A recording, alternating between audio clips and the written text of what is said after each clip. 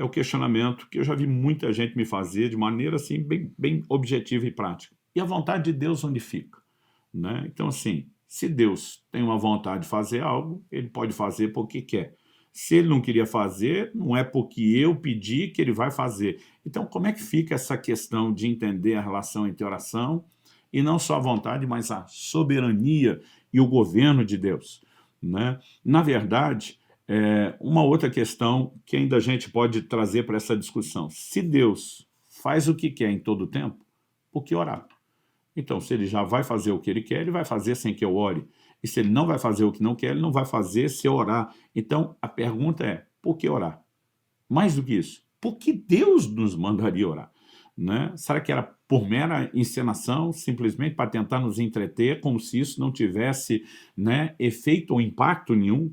É evidente que orações são ouvidas e atendidas, e a Escritura mostra que Deus ouve o clamor dos homens.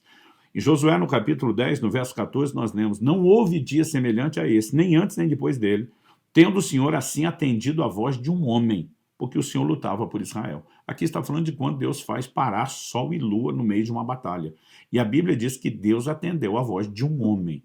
Nós não podemos negar essa afirmação e esse relato. No Salmo 6, no verso 9, nós vemos Davi dizendo: o Senhor ouviu a minha súplica, o Senhor acolhe a minha oração.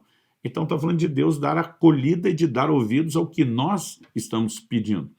Por outro lado, é inegável, né, que a oração ela não pode ser vista como algo desvinculada da vontade de Deus. O que significa que eu e você precisamos entender que há alguns aspectos da vontade de Deus que são amplos e genéricos, né, de ouvir o clamor de um homem, de atender um homem, de promover intervenções sobrenaturais, não só que supram a necessidade do ser humano, mas contribuam para o avanço do reino de Deus como um todo. Isso não significa que ele vai parar o sol para todo mundo. Talvez para alguns que têm a ousadia de, dentro da compreensão da vontade de Deus, entender isso se encaixa aqui, e eu vou ter o bom senso de orar alinhado àquilo que é a vontade de Deus, que não afere, mas que não aconteceria se não houvesse uma ousadia de fé para clamar por algo específico.